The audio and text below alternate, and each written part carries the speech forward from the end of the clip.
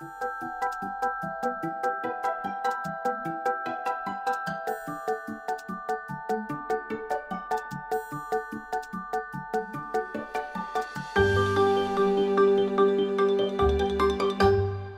question was, what became of the article, if we know how Wallace felt about it.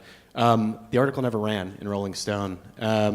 Lipsky got back, he wrote something, and ultimately the editors thought, it didn't really have the, I wouldn't want to say sensational qualities, but the qualities that make for a Rolling Stone article. I say that as someone, I interned at Rolling Stone when I was in college. So, when he called David Foster Wallace's agent and told her that the article wasn't going to run, he felt a sense of relief because he could tell that David had gotten really annoyed by him and was very reticent. David Foster Wallace was in the middle of a press tour. He was talking about the book, he was promoting it. He knew how to talk about it, but he had consented to let someone shadow him for 5 days, which most publicists would just never allow. So I think he was probably very wary of the whole thing. The question was, would I consider this an independent film? Why or why not? Yeah. I think independent film is sort of this vague term. It can be the financing, where the financing came from. Technically speaking, the financing did not come from a studio. It came from an independent financier, so in that regard it is. Can I answer that as well? Yeah, of course. Having done both, in a studio film, you also don't hear the sentence, "We're about to run out of film." Yeah, they have more film on studio films. Her question is, what was the hardest thing? It was very important to understand everything I was saying. I know that sounds very simple, but the dialogue on the page, some of these things are a page long, 2 pages long. And when you listen to the tapes, that is the way he speaks. They're in well-constructed thoughts with a thesis and then points to back it up.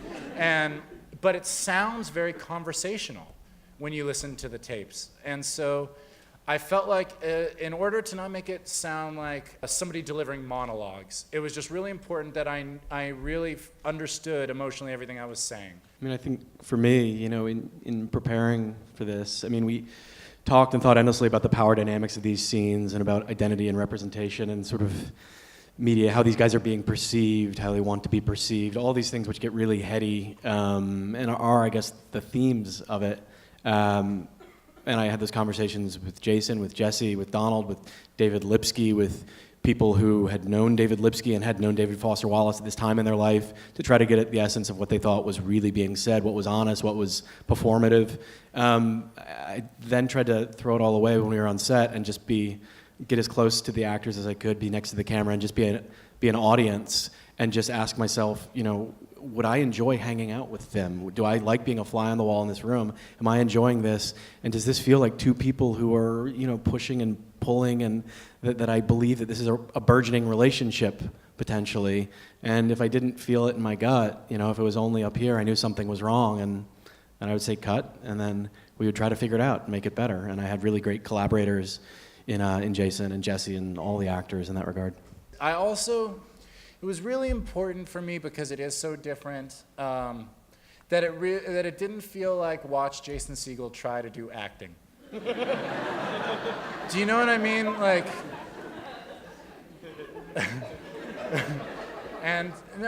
But that's a real pitfall I think that one could fall into is the slight glimpsing self-satisfaction maybe,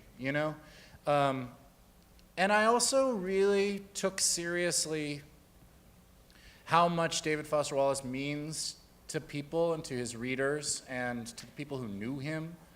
So I wanted to approach it with real respect. But what I found when I started really getting into it and started really delving into how I felt about Infinite Jest is that I just really identified with so many of the feelings.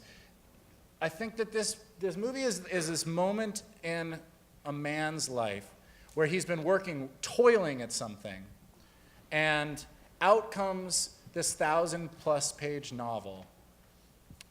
In terms of getting it out, that ought to do it.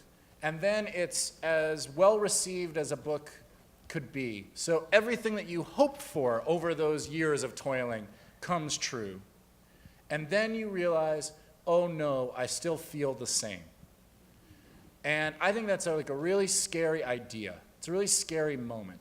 And I had reached a point in my life where I had done a lot of cool stuff over a decade, you know, and had worked with the Muppets and had like so many things that were dreams. And then to find out a very similar thing that, oh, that's not going to be the stuff that makes you feel different inside. I just really kind of locked into that idea because I think it's a very, very relatable human thing. And to me, it's what the movie is about. I mean, that's my job. James sees it from above, and I saw it from the perspective of the guy playing David Foster Wallace. But I just felt like that's what the movie was about, is this, the same thing Infinite Jest is about, is that we need to really consider where we place our value. It was also really important to James and I that it not feel like an impression. That was the other big thing that James and I talked about. So David Foster Wallace had, in my opinion, a very rhythmic way of talking, and it's identifiable. So it was important to get that and to get some of the physicality, but then also never to feel like you were watching somebody do an impression, because it's not what the movie's about, you know? So I just think James pushed me at every moment to be as honest as I possibly could. That was my takeaway from the experience. And it's how I would like to do every movie from now on. It's this question of what is this about? When someone asks you what is the movie about, you should be able to say something other than the plot, you know? I'll tell you something that I haven't talked about very much. But at some point, the movie started out as one thing for me. It started out as sort of a compressed time love story, a platonic love story, the stages of a relationship from beginning to end. And after, Jesse and I drove to work together every day and would go over our lines, then we would do the scenes, and then we would drive home together. And it was just a very intimate experience. And at some point, about a weekend, the movie changed for me to being about a guy talking to his younger self, talking to himself on the other end of the tunnel. Like, be careful. Everything that you're wishing you're gonna get. And be ready, because you're not gonna feel the way you think that you're gonna feel. And you're being kind of a dick right now.